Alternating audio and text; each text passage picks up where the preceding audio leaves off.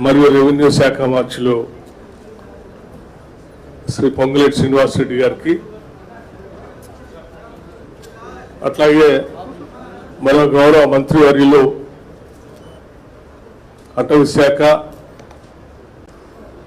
Cooperative apex bank chairman Ravinder Rao గారికి, ఇంకా ఇతర ప్రజాప్రతినిధులందరికీ, జిల్లా కలెక్టర్లందరికీ, వ్యవసాయ శాఖకు సంబంధించిన రైతు సంఘం నాయకులకి ఇచ్చిన గ్యారంటీలకు సంబంధించి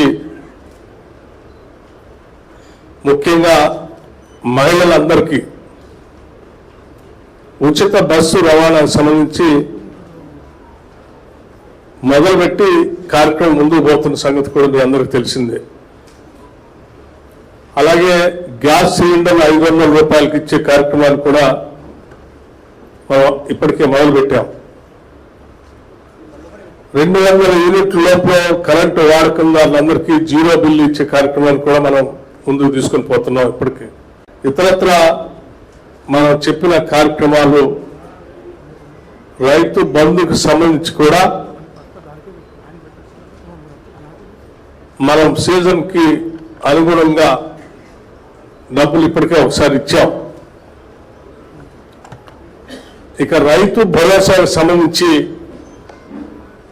రాష్ట్రంలో ఉన్నటువంటి రైతాంగ సోదరుల అందరి అభిప్రాయాలు తీసుకొని, స్టేక్ హోల్డర్స్ అందరి అభిప్రాయాలు తీసుకొని,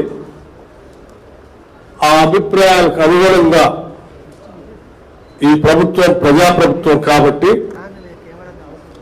ఆ ప్రజల అభిప్రాయాలకు అనుగుణంగా నిర్ణయం తీసుకోవాలనేటువంటి ఆలోచనతోనే గౌరవ ముఖ్యమంత్రి గారు రేవంత్ రెడ్డి గారు కేబినెట్ లో నిర్ణయం చేసి, కేబినెట్ సబ్ కమిటీ కూడా వేసి, ఆ కేబినెట్ సబ్ కమిటీ అన్ని జిల్లాల్లో సాధ్యమైనంత వరకు ఉమ్మడి జిల్లాల్లో పర్యటన చేసి రైతుల అభిప్రాయాలన్నీ తీసుకొని ఆ అభిప్రాయాల్ని క్రోడీకరించి శాసనసభలో పెట్టి, శాసనసభలో సభ్యులందరూ కూడా ఒక రోజు మొత్తం వేరే బిజినెస్ లేకుండా సభలో దీనిపైనే చర్చ జరిగి, ఆ చర్చల ద్వారా ఉత్పన్నమైనటువంటి అంశాన్ని జీవోగా రాష్ట్ర ప్రభుత్వం నుంచి ఇచ్చి దీన్ని అమలు చేయాలన్నటువంటి ఒక సంకల్పంతోనే ఈ కార్యక్రమం ఈరోజు వరంగల్ పట్టణంలో కూడా ఏర్పాటు చేయడం జరిగింది. దీని ప్రధాన ఉద్దేశం ఇచ్చే రైతు భరోసాకి ఇచ్చే ప్రతి పైసా, లేకపోతే ఏ కార్యక్రమం కోసమైనా మనం ఖర్చు పెట్టే ప్రతి పైసా ఇది ప్రజల సొమ్మే. ప్రజలందరూ వారి రక్తాన్ని చెమటగా మార్చి శ్రమించి కట్టేటువంటి పన్నుల ద్వారా వచ్చేటువంటి ఆదాయం నుంచే మనం ప్రజలకు పంచుతా ఉన్నాం. అది ఆ ఆదాయాన్ని అధికారంలో ఉన్నటువంటి మేము అడ్డగోలుగా పంచే కార్యక్రమాలు చేయకుండా చాలా జాగ్రత్తతో దోబరా ఖర్చు లేకుండా ఆ ప్రజలందరూ ఎవరైతే పన్నుల రూపాయల డబ్బులు కట్టి ఆర్థిక వ్యవస్థకి రూపాయి పోగేసిస్తా ఉన్నారో వాళ్ళందరూ అభిప్రాయాలు తీసుకొని మీరందరూ ఎవరికి పంచమంటే ఏ రకంగా పంచమంటే ఆ రకంగా పంచడం కోసం ఈ సభను ఏర్పాటు చేయడం జరిగింది. అంతిమంగా మీ నిర్ణయమే రేపొద్దున జీవోగా కూడా రాబోతాం. ఈ ప్రభుత్వం చాలా ఓపెన్ మైండ్తో ఉంది.